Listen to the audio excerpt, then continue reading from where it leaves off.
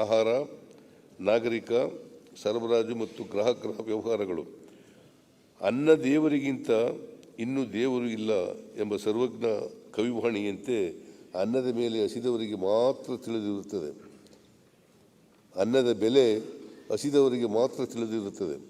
ಹಸಿವು ಮುಕ್ತ ಕರ್ನಾಟಕ ನಿರ್ಮಾಣದ ಕನಸಿನೊಂದಿಗೆ ನಮ್ಮ ಸರ್ಕಾರ 2013ರಲ್ಲಿ ಅನ್ನಭಾಗ್ಯ ಯೋಜನೆ ಜಾರಿಗೊಳಿಸಿತು. ಆದರೆ ಇಂದಿನ ಸರ್ಕಾರ ಈ ಯೋಜನೆಯಡಿ ನೀಡಲಾಗುವ ಧಾನ್ಯದ ಪ್ರಮಾಣ ಕಡಿತಗೊಳಿಸಿತ್ತು. ಇದೀಗ ನಮ್ಮ ಸರ್ಕಾರ ಮತ್ತೆ ಅಂತ್ಯೋದಯ ಮತ್ತು ಆದ್ಯತಾ ಪಡಿತರ ಚೀಟಿಗಳ ಪ್ರತಿ ಫಲಾನುಭವಿಗೆ ಕೇಂದ್ರ ಸರ್ಕಾರದಿಂದ ಒದಗಿಸುತ್ತಿರುವ 5 kg ಅಕ್ಕಿಯ ಜೊತೆಗೆ ರಾಜ್ಯ ಸರ್ಕಾರದಿಂದ ಒದಗಿಸುವ ಹೆಚ್ಚುವರಿ 5 kg ಸೇರಿದಂತೆ ಒಟ್ಟಾರೆ 10 kg ಆಹಾರ ಧಾನ್ಯವನ್ನು ಪ್ರತಿ ತಿಂಗಳು ವಿತರಿಸಲು ನಾವು ಬದ್ಧರಾಗಿದ್ದೇವೆ. ಆದರೆ ಕೇಂದ್ರ ಸರ್ಕಾರ ಇದರಲ್ಲಿ ರಾಜಕೀಯ ಮಾಡುವ ಮೂಲಕ ಬಡವರ ಅನ್ನ ಕಸಿಯುವ ಕೆಲಸ ಮಾಡುತ್ತಿರುವುದು ದುರದೃಷ್ಟಕರ ಹಾಗೂ ಇದು ಒಕ್ಕೂಟ ವ್ಯವಸ್ಥೆ ಮೇಲಿನ ನಂಬಿಕೆಯನ್ನೇ ಬುಡಮೇಲು ಮಾಡುವಂತಹ ಬೆಳವಣಿಗೆ. ಶೀಘ್ರವೇ ಕೇಂದ್ರ ಸರ್ಕಾರ ನಮ್ಮ ಬೇಡಿಕೆಗೆ ಸ್ಪಂದಿಸಿ ಲಭ್ಯವಿರುವ ಆಹಾರ ಧಾನ್ಯವನ್ನು ಬಡವರಿಗೆ ಹಂಚಲು ಅನುವು ಮಾಡಿಕೊಡುವುದು ಎಂಬ ಆಶಯ ನಮ್ಮದು. ನಾವು ನೀಡಿರುವ ಭರವಸೆಯಂತೆ ಅನ್ನಭಾಗ್ಯ ಯೋಜನೆಯನ್ನು ಜಾರಿಗೊಳಿಸಲು ಪರ್ಯಾಯ ಮಾರ್ಗಗಳನ್ನು ಕಂಡುಕೊಳ್ಳುತ್ತಿದ್ದೇವೆ. ಭತ್ತ ಬೆಳೆಯುವ ವಿವಿಧ ರಾಜ್ಯಗಳನ್ನು ಸಂಪರ್ಕಿಸಿದ್ದು ಅಕ್ಕಿ ಖರೀದಿಸಲು ಮಾತುಕತೆ ನಡೆಸಿದ್ದೇವೆ.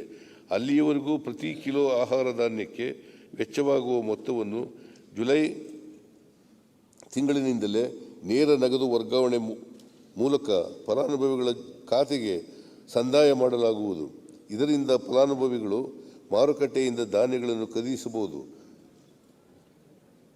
ನಾವು ಯಾವುದೇ ಕಾರಣಕ್ಕೂ ನೀಡಿರುವ ವಾಗ್ದಾನದಿಂದ ಹಿಂದೆ ಸರಿಯುವುದಿಲ್ಲ ಎಂಬುದನ್ನು ಸದನದಲ್ಲಿ ಸ್ಪಷ್ಟಪಡಿಸುತ್ತೇನೆ. ಅನ್ನಭಾಗ್ಯ ಯೋಜನೆಯ ಮೂಲಕ ಬಡತನ ರೇಖೆಗಿಂತ ಕೆಳಗಿರುವ 4.42 ಕೋಟಿ ಫಲಾನುಭವಿಗಳಿಗೆ ಅನುಕೂಲವಾಗಲಿದೆ.